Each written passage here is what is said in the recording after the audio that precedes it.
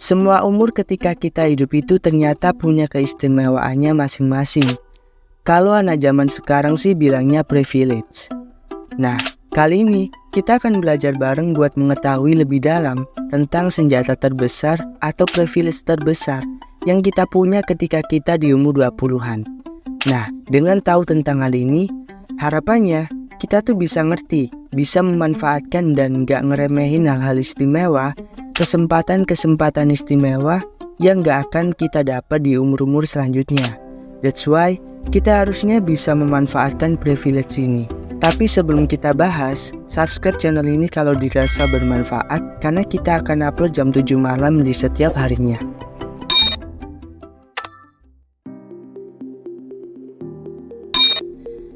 Privilege yang pertama adalah energi dan kemampuan fisik. Gak bisa dipungkiri lagi kalau di umur ini kita tuh lagi di masa bugar dan sehatnya tuh lagi di top-topnya. Mungkin kalian ngerasa bahwa sekarang kita tuh bisa tidur begadang, jam 6 pagi harus bangun, langsung sikat kerja, terus lari muterin lapangan, itu gak kerasa. Meskipun minumnya ya es mulu gitu. Mungkin hal-hal kayak gini dirasa biasa aja sekarang. Tapi gak jarang, ternyata di umur 30-an banyak banget loh abang-abang atau kakak-kakak kita yang udah ngerasa jompo banget. Begadang terus bangun pagi jam 6 udah ngerasa pusing.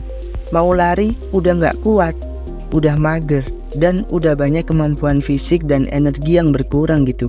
Nah, hal ini tuh perlu kita sadari di umur 20-an ini.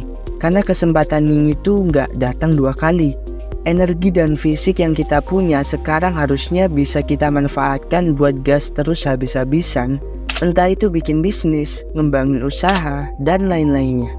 Mumpung masih muda, di sini saatnya kita bisa all in semua tenaga, energi, fisik, pikiran, waktu, dan semua hal yang kita punya sebelum kita di fase yang energi dan fisiknya nggak mendukung lagi.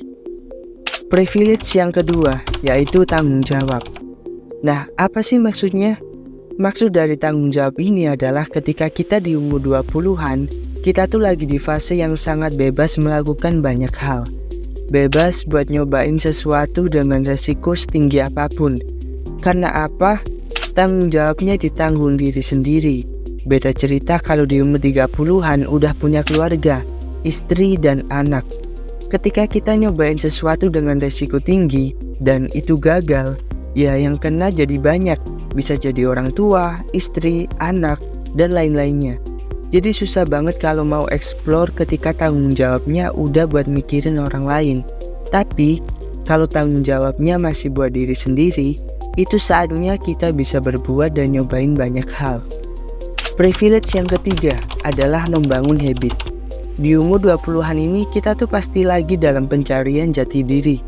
Makanya sampai ada yang namanya quarter life crisis. Nah, di dalam pencarian jati diri kita, ini akan membentuk habit-habit sesuai dengan apa yang sedang kita lakukan sekarang.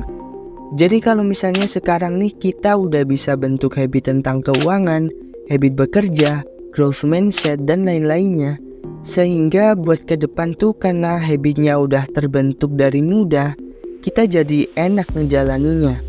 Beda cerita lagi nih kalau misal di umur 30-an kita baru mulai membentuk habit-habit itu. Selain karena waktunya udah telat, rasanya udah lebih susah lagi buat ngejalaninnya.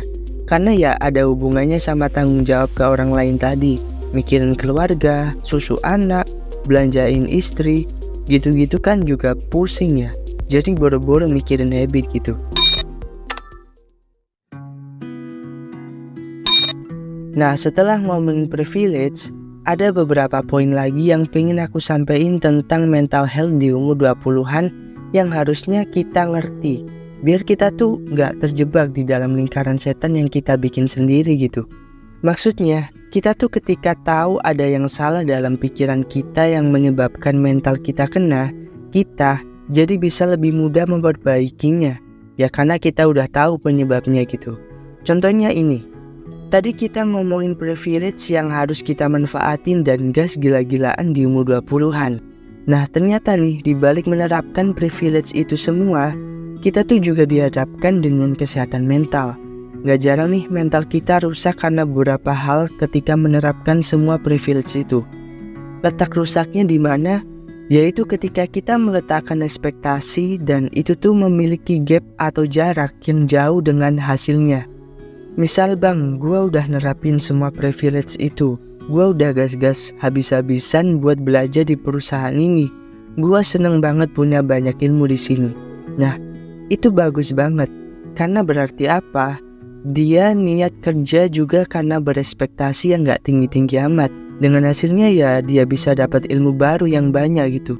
Tapi beda hasilnya lagi kalau misalnya, bang, gue udah kerja di sini gas-gasan, cuma tidur 4 jam berangkat lagi. Terus gue udah maksimal banget di sini. Tapi kok gue gak kaya-kaya ya? Kok rekening gue tetap aja miskin? Kapan bisa jadi milioner kalau kayak gini terus? Nah, kondisi-kondisi kayak gini ini yang sering ngerusak mental kita di umur 20-an ketika menjalani privilege itu. Lalu apa yang harus kita lakukan sih? Nah, sebenarnya di umur 20-an tuh kita harus mengurangi yang namanya berespektasi lebih. Karena konteksnya di umur ini tuh kita masih banyak belajar gitu. Jadi ya kalau hasilnya nggak bikin kaya, ya seenggaknya kita bisa dapetin banyak ilmu di situ. Sehingga semua habit yang kita punya terbentuk dari muda. Jadi kalau bisa nikmatin semua prosesnya di umur yang gak lagi muda, kita pasti bisa dapetin hasilnya. Dan itu pasti banget gitu. Ya ibaratnya batu aja kena tetesan air dari atas, lama-lama juga bolong. Sama aja kayak kita yang dari muda berproses, mau selambat apapun selagi masih tetap jalan, pasti di akhir juga ada hasilnya. Gak mungkin enggak.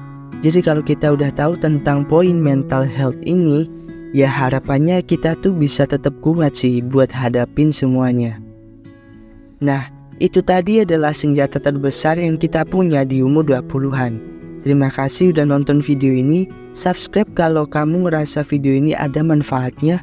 Tulis apa yang kamu pikirin di kolom komentar tentang pengalamanmu melihat fenomena ini.